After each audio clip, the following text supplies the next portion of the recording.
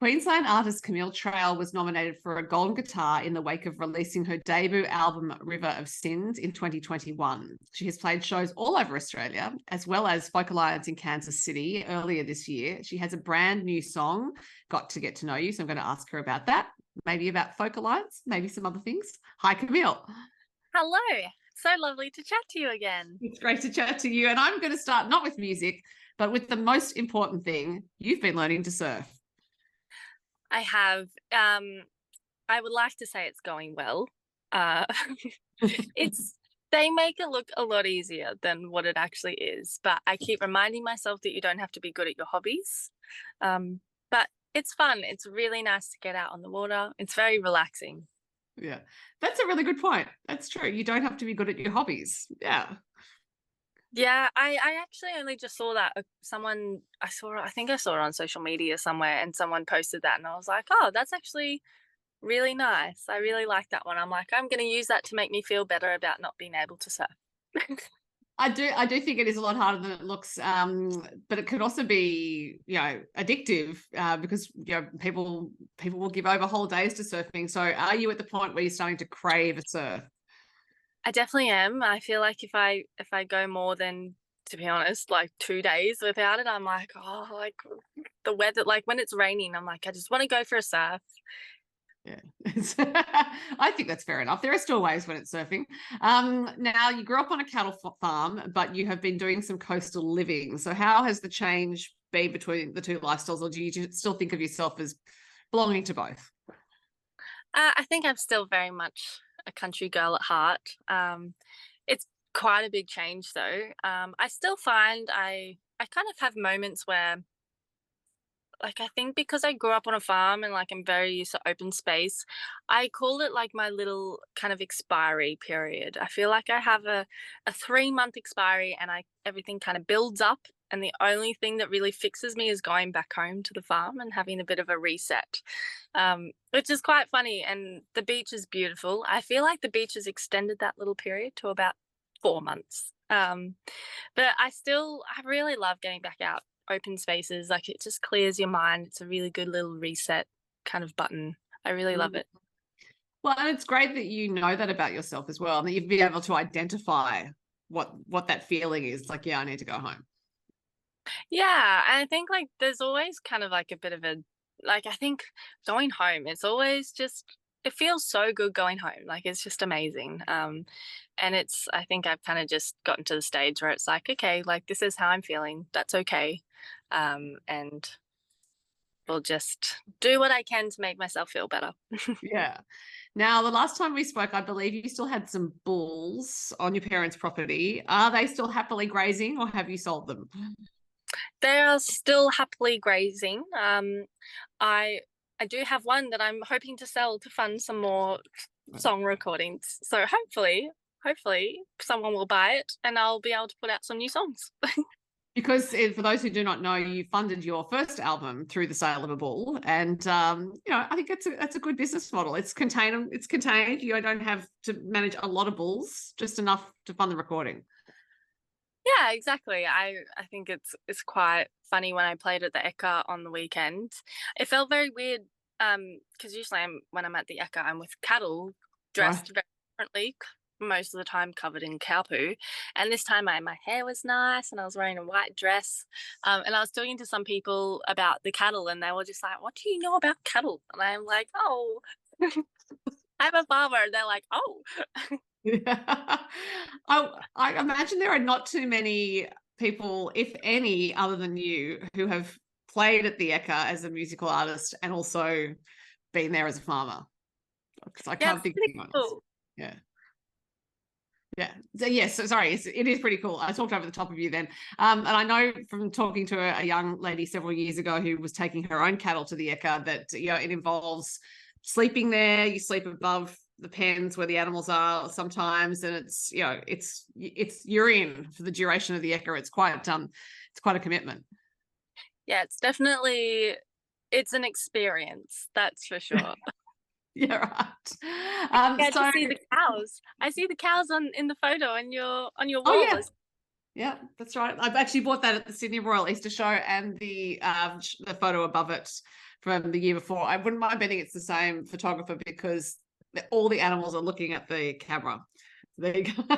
Love it. Very, very hard to do. Yeah, true. It's yeah, the sheep in particular make me laugh. Thank you for noticing the photos. How was Folk Alliance? So you're in the United States and you were in Kansas City. It was amazing. It was overwhelming as well. But it was definitely probably a career highlight for me. It was straight after Tamworth, and I was quite sick.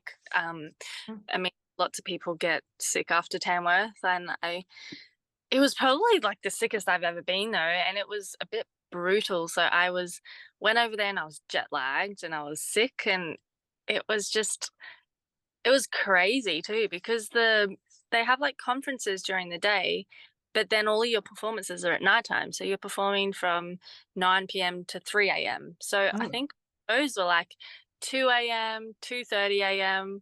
And it was just this crazy experience. But there are so many talented musicians. And ironically, we went all the way to America, but we actually ended up connecting more with Australians over there, which was ironic. But I mean, we were at a bar and I was like, I know that accent. Well, and I just recently spoke to your friend Chloe Styler, who was at CMA Fest, and I think she said the same thing. It was like, I had to remind myself I was actually not in Australia. Yeah, it's definitely crazy, and it's like a whole different world over there. It's even like the coffee. Like I got a coffee and I was like, oh, I'll get a regular coffee, and it was like a jumbo coffee. I think I drank like a sixth of it, and I was buzzing. It's So I believe you got a scholarship to go to Folk Alliance. So was that just a matter of applying, saying, here I am as an artist and this is, here's what I want to achieve at Folk Alliance, or was it just off your music? It was applying as well. I think they listened to your music. I think it was a bit of a part of it, but it was mostly like saying like, this is what I would like to achieve out of it. And I think they really kind of take in consideration because we weren't actually like accepted as a part of like as official, you call it, the official showcase artist. Right. At Folk Alliance, but we still decided to go, and obviously it was quite an expensive exercise. So I think they really kind of valued that we were still going to go over and spend the money and make the effort to go over, even though we weren't going to get official showcase. So I think that definitely helped as well. Yeah. Now, all this is, earlier in the year, and you have now recorded and released a new song, which has got To Get to Know You. What is the story behind the song? This one is like my healing era glow up kind of song. I went through a breakup that was with my long-term partner, and I was very sad. I was very heartbroken. Kind of like I thought I was going to marry this person and have kids, and it was kind of like that moment where it's like my whole life kind of was just like, oh my God, like everything I thought was going to happen in my future is kind of just taken away. And it was about like that moment where it's like, oh my God, like what do I do now? Where do I go? I have no idea what to do. And I think a lot of the times, like especially in a relationship, especially when you're really young too, like I kind of had a moment where I was like, I don't think I know who I am as a person. I feel like it's quite hard to actually really know who you are. So the song is just about figuring that out and how it's okay if that takes time, because it's really hard. I feel like I talk to my parents about it and they're like, oh, we still are discovering who we are every day. Like, and because you're always changing as well. But yeah, it's kind of like almost like a celebratory song. Like it's okay. Like we're going to take our time to get to know ourselves again, going to have fun along the way. And it's pretty much like, it's okay to not be okay. Yeah. And, finding out who you are is also finding out who you are, not reacting to what other people are expecting of you, or trying to not react to what they expect of you. And when you've been with someone else for a long time, that other person who's expecting you to be a certain way has been a constant presence. So yeah, I imagine it was a shaking up of your worldview, absolutely. I'm wondering if, given that things you knew in your life were not going to turn out the way you thought they would, whether that also carried through to your music. You thought, well, okay, now I need to actually question things about my music too, and what I want out, what I want to be as an artist, what I want to get out of the music. Yeah, for sure. And I think your music is always a reflection of who you are as a person. Well, for me, it is anyway. But I think it definitely was this moment where it was like I moved to the beach and I got new friends. Well, not new friends, but like I made new friends and new hobbies. I started to learn surf, and it kind of just felt like I was just a different person. So I started writing and I was like, wow, like this is really different. And I kind of really wanted to embrace that and kind of just really go with it. And because you can't really control what comes out. I feel like you can try and shape it, but ultimately you can't control it. So Mm-hmm. I really just kind of wanted to embrace it and be like, okay, well, this is me right now, and we're just going to embrace that because that's what's coming out and that's what wants to come out. Right. So when exactly was the song written? It was written in two different stages, actually, Right. which is quite funny. After the breakup, I fled the country and I went to Canada for a couple of months. And I wrote the chorus when I was in Canada. I bought like a cheap $200 guitar from a pawn shop. Um, and I wrote the chorus when I was over there, very, very sad.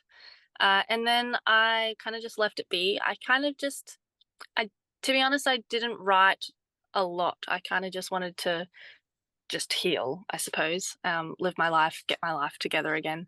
And then I revisited the song a few months ago, and I was in a much better place. Like had moved on. I was feeling really good, feeling happy again. So it's quite funny that when I first started the song, I was really sad. Mm-hmm.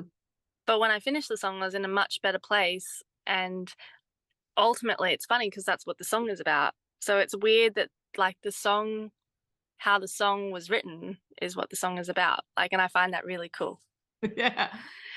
Given that you were in two different states of mind, was there a chord change or anything like that from when you'd written that chorus and you listened to it and thought, those chords sound more sad than I want to be right now? Yeah, I think it definitely took like a different kind of turn. I think firstly when I wrote it, the "Gotta Get to Know You," it wasn't talking about me, it was talking about him because it's like, well, I don't know who you are anymore. And because I was sad, and it's like, I've got to get to know who you are because I don't know you anymore. But then I realized afterwards, I'm like, hang on, no, that's about me. That's not about him. And this song is about learning and growing and getting to know yourself. So it's really cool that it was like a little self discovery. Yeah. So for this one, you worked with Garrett Cato as a producer. What did he bring to the track that perhaps surprised you when you chose him as the producer? I've always been a massive fan of Garrett's music for so long. And it kind of really felt like the right direction to kind of go in this new for this song, I kind of wanted it to feel new and exciting and fresh. And Garrett is just like a funny guy. He's hilarious. And it's quite funny that he's Canadian too as well. But he's just really, really funny. And it was just really easy. Like I think we pretty much got the song done in a day. Um, and it was funny because I didn't really know what I wanted the song to sound like. I just knew I knew what I didn't want it to sound like, and Mhm. I knew that I wanted it to be different. So we were kind of just trying all these weird and wacky things. And it was just so fun. It just felt like two friends hanging out in the studio making some crazy noises together and coming up with this song. But it was just really, really fun. And he's so talented. And it was very effortless as well, which was really cool. I often wonder with producers who are quite in demand, as I know he is, whether you have to put things on hold for a while because you're waiting to get time with them. Yeah, I think we really had to jump in at the opportunity to grab him because he was so booked out. And when there was an opening, it was actually a lot sooner than what we felt we were ready for. So to be honest, it was a bit of a scramble. Like I finished the song the night before, Oh, um, And then we wanted to do some other songs, and on the third day we wanted a third song. I didn't even have a third song. So I think on the second last night I was like, all right, well, we're recording a song tomorrow. So I just quickly, I finished one and I was like, okay, well, that's that song, that's done. So it was crazy. Like, it was a scramble, but we kind of just knew it was like, well, it's now or never. Like, you just head down, bum up, get it done. And then obviously focused your mind and you did write a song. So there you go. Yeah, we got there in the end. So you are, speaking of being overseas, Canada, Kansas City, you are going to Ireland to the Your Roots Are Showing conference in Ireland. When's that taking place?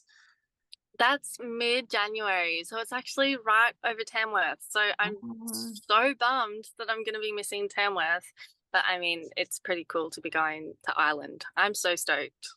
It'll be pretty cool and pretty cold. It's going to be very cold. I seem to have a bad habit of going overseas when it's cold. I went to America in winter as well, and I think they should just plan it in their summers, so we can, just for us Australians, just cater for us. It'll be about the same temperature as it is in Queensland in the winter if you go to somewhere to the Northern Hemisphere in summer. Yeah, that's true. So you do have, speaking of Queensland, you do have some Queensland dates coming up as well, just a short run. One of them is, I think you're starting in Bundaberg. Do you have thoughts of doing some other Australian dates later in the year, or are you going to wait to release the other new music and then go around? I think we would love to release some new music to kind of just hit the ground running kind of thing. But to be honest, I'm kind of just itching to get back on the road again. I feel like it's been a while, but I think it always helps having new music out to kind of get people really like motivated and just excited to come out again. So I think we'll have some new music because it's ready to go. So I'm really excited. Well, Got to Get to Know You is a great song for your, the first song of your next tranche of work, I guess, because River of Sins was a couple of years ago. So I'm looking forward to hearing those new songs. I will certainly enjoy this song in the meantime. Camille Trail, have fun in Ireland, and no doubt I'll talk to you again. Thank you so much for having me.